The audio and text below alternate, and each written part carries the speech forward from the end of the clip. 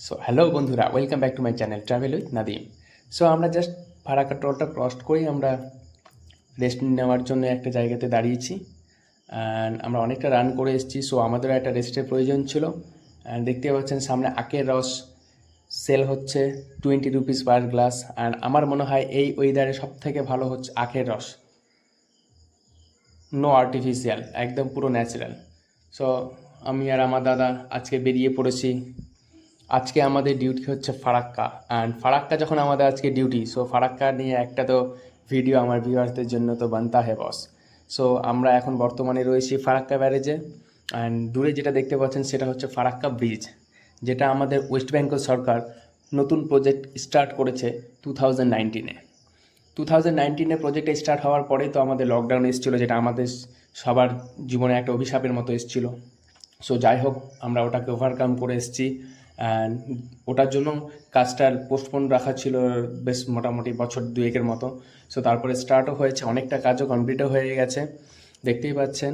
আর ওটা তৈরি করার মেন উদ্দেশ্য হচ্ছে ফারাক্কা ব্যারেজ যেহেতু অনেক পুরনো, 1975-এ এটা তৈরি হয়েছিল। সো আর এটার উপর দিয়ে যেহেতু হেভি ভেহিকেলস যাচ্ছে, যার ফলে ব্যারেজটাতে একটা ক্ষতির সম্ভাবনা রয়েছে। সো এটাকে সুরক্ষা রাখার জন্য এই নতুন ব্রিজটা স্টার্ট করেছে আমাদের ওয়েস্ট বেঙ্গল সরকার। আর এটা কমপ্লিট হবে 2025-এ।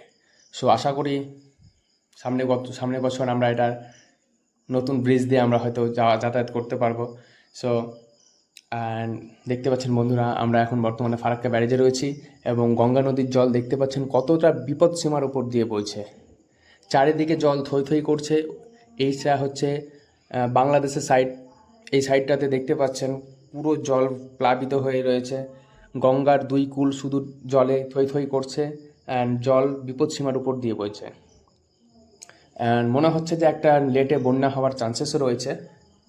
সো এটা সবার জন্য একটা দুঃখের বিষয়, কারণ জল এতটা বিপদ হারে বাড়ছে, যার ফলে একটা এফেক্ট তো পড়তেই হবে।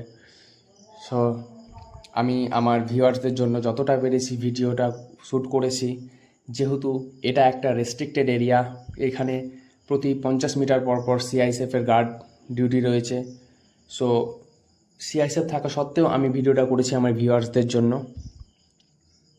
সিআইএসএফদের চোখে পড়তে গেলে তো ওরা আমার মোবাইল নেবে সঙ্গে একটা আমাকে পানিশমেন্টও দেবে। সো আমি খুব ভয় ভয় করে ভিডিওটা করেছি। সো ভিডিওটিকে অবশ্যই আপনারা দেখুন, ভিডিওটিকে অবশ্যই লাইক শেয়ার কমেন্ট করুন, আর হ্যাঁ, চ্যানেলটিকে অবশ্যই সাবস্ক্রাইব করতে ভুলবেন না। সো এই সাইডটা হচ্ছে আমাদের ঝাড়খণ্ডের সাইড, মানে আমাদের যে সাইডটাতে গেটগুলো রয়েছে, তবে ম্যাক্সিমাম গেট এখনও খোলা রয়েছে। জল দেখতেই পাচ্ছেন, শুধু চারিদিকে জল আর জল। নদীর এই কুল ওই কুল শুধু জলে থই থই করছে। সো দেন আমরা চলে এসেছি এখন ফারাক্কা ব্যারেজ। এবারটা সেটা হচ্ছে, এই জায়গাটা হচ্ছে গান্ধীঘাট। এই জায়গাটা খুব সুন্দর। এইখানে বেসিক্যালি শীতকালে পিকনিকে প্রচুর ট্যুরিস্ট আসে। অ্যান্ড এই জায়গাটা হচ্ছে খুব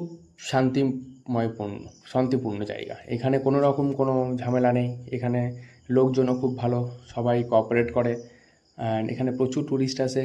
এখানে পিকনিকের স্পটে প্রচুর সুন্দর খুব জায়গা, গঙ্গার পাশে পিকনিক করার তো একটা আলাদা মজা বস। সো আপনারা অবশ্যই আসবেন এখানে, কি পিকনিকের সময় এখানে অবশ্যই পিকনিকের একটা প্ল্যান করবেন। অ্যান্ড এই জায়গাটা খুব সুন্দর। এখানে মানুষগুলো খুব ভালো। আমার এই জায়গাটা খুব ভালো লাগে ফারাক্কা। সো আপনারাও আসবেন, দেখবেন নেচারের ভিউজটা দেখতে পাবেন এখানে। অ্যান্ড দেখতে পাচ্ছেন চারিদিকে শুধু সবুজ আর সবুজ, সবুজের ভেতরে গঙ্গার জল একদম কিনারায় চলে এসছে, জল এতটা ফুলে উঠেছে। সো খুব ভালো, আমার তো খুব পছন্দ জায়গা। আর জায়গায় জায়গায় এখানে স্টলও রয়েছে। আর দেখতে পাচ্ছেন এখানে একটা সুগার কেন স্টলও রয়েছে, আপনারা চাইলে এখানে খেতে পারেন 20 রুপিস পার গ্লাস। বিভিন্ন ধরনের ফারাক্কার প্রজেক্টও রয়েছে এখানে। আর দেখতে পাচ্ছেন দূরে গঙ্গা, যেটা আমাদের খুব একটা সুন্দর পরিবেশ দিয়েছে। So thank you.